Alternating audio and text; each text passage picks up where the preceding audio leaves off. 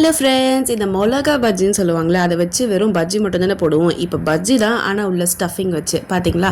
இந்த உருளைக்கிழங்கு தான் நம்ம ஸ்டஃப் பண்ண போகிறோம். இது நல்லா சாஃப்டாக வேக வச்சு இந்த மாதிரி மசிச்சு வச்சுக்கலாம். இப்போ ஒரு பேனில் கொஞ்சமாக எண்ணெய் விட்டுட்டு இதில் வந்து நமக்கு தேவையான அளவுக்கு, அதாவது ஒரு 2 வெங்காயம் போட்டுக்கிட்டு அதுக்கப்புறமா மஞ்சத்தூள், கரம் மசாலா, சாட் மசாலா, சில்லி பவுடர், உப்பு இதெல்லாத்தையும் ஆட் பண்ணி நல்லா மிக்ஸ் பண்ணி விட்டுறலாம். இப்போது இந்த மிக்ஸிங்கை நம்ம அப்படியே எடுத்துகிட்டு போய் நம்ம மசிச்சு வச்சுருக்கோம்ல அந்த உருளைக்கிழங்குல சேர்த்து நல்லா மிக்ஸ் பண்ணிவிட்டு அது கூட கொஞ்சமாக கொத்தமல்லியை ஆட் பண்ணி நல்லா மிக்ஸ் பண்ணிக்கிட்டோம்.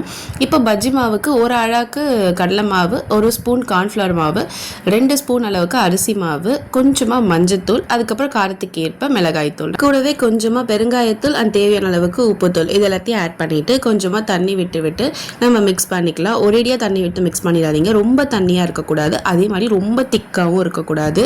ரொம்ப திக்காக இருந்தால் அந்த மிளகா வேகாமல் போயிடும். அதனால தான் ஸோ நல்லா கரெக்டான பதத்தில் நம்ம மிக்ஸ் பண்ணிவிட்டு இந்த உருளைக்கிழங்கு ஸ்டஃபிங்கை இது உள்ளே வைக்க போகிறோம். இந்த மாதிரி ஒரு சைடு மட்டும் கட் பண்ணிவிட்டு அதுக்குள்ளே இருக்க சீட்ஸ் எல்லாத்தையும் எடுத்துடலாம். இதை எடுத்ததுக்கப்புறமா தான் நம்ம இதுக்குள்ளே உருளைக்கிழங்கு ஸ்டஃப் பண்ண போகிறோம்.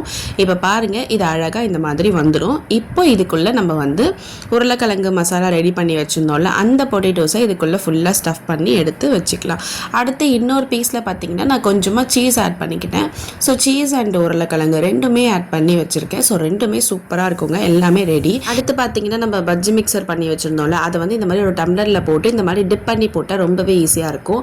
அதே மாதிரி எண்ணெய் வந்து நல்லா சூடாக இருக்கணும். அப்படி இல்லைன்னா இந்த மிளகா வந்து கீழே போய் செட்டில் ஆகிடும். அந்த மாதிரி ஆச்சுன்னா அந்த ஒரு சைடு மட்டும் கொஞ்சம் கருகிடும். இப்போ இதை நல்லா திருப்பி போட்டு இந்த அளவுக்கு வந்ததுக்கப்புறம் எடுத்துடலாம். அவ்வளோதாங்க, பஜ்ஜி ரெடி ஆகிடுச்சு. ஸ்டஃப்டு மிளகா பஜ்ஜி ரெடி ஆகிடுச்சு. ஸோ நீங்களும் இந்த மாதிரி ட்ரை பண்ணி பார்த்துட்டு எப்படி வந்துச்சுன்றதை கமெண்ட் பண்ணுங்கள். ரொம்பவே சூப்பராக இருக்கும். இதே பொட்டேட்டோ வச்சு நான் இன்னொன்றும் பண்ணியிருக்கேன், அதையும் கண்டிப்பாக போடுறேன். லைக் பண்ணுங்கள், ஷேர் பண்ணுங்கள், சப்ஸ்கிரைப் பண்ணுங்கள். பாய்.